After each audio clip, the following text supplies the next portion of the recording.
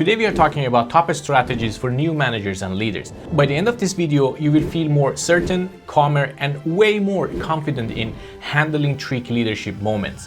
Now, here is the truth. When it comes to techniques and strategies, there are thousands of them out there, and it could be overwhelming knowing which one actually works, or more importantly, when to use which one.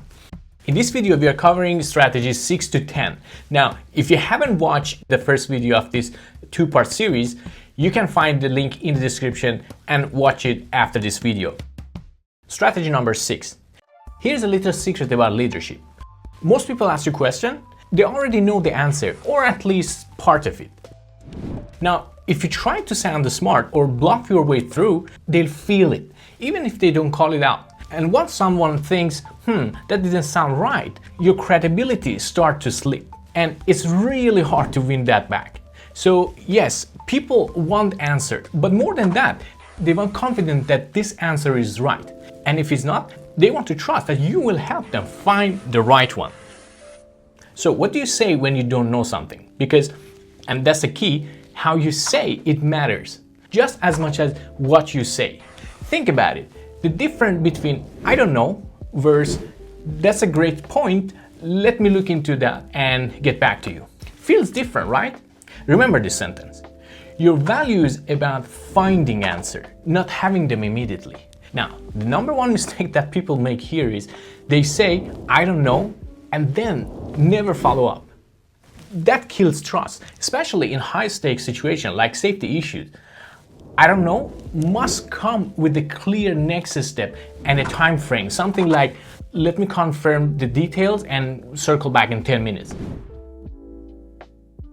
Okay, let's move on to the next tip. And this is extremely important.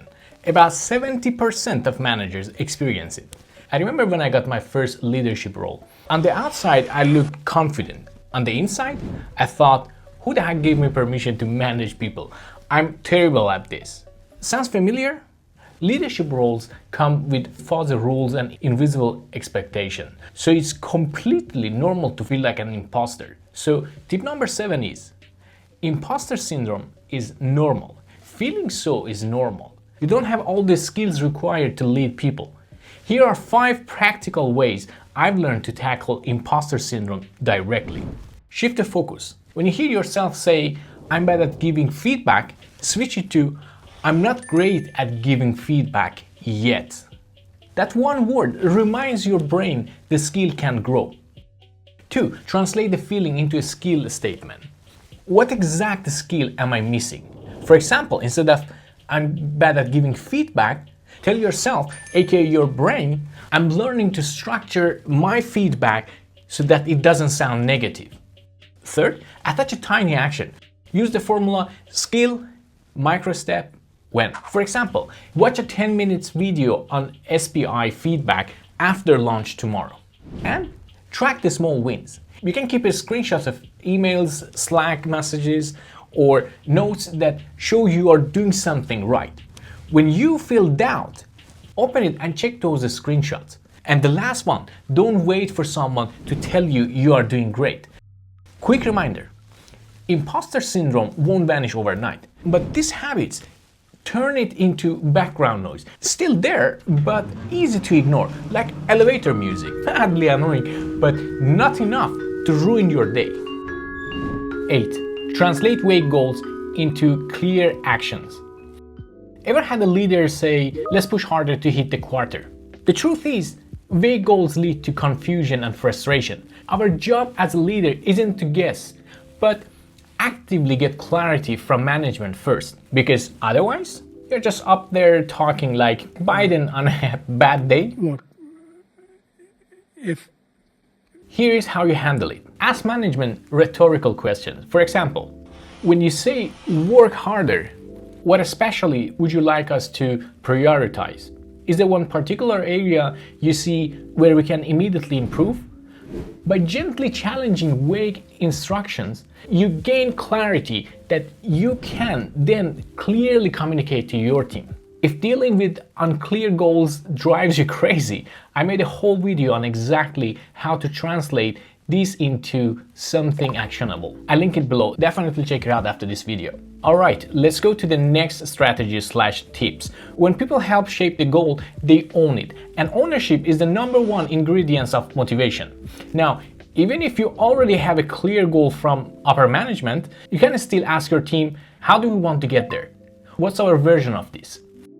So the 9th strategy is to don't just share the vision, co-create it. Sharing the vision is a must. Every member of the organization should know that clearly. But if you really want your team to care, bring them into the process early. For those of you with a ton of work and no time to breathe, if you are too busy to align, you'll end up way busier cleaning up misalignments. Let me explain.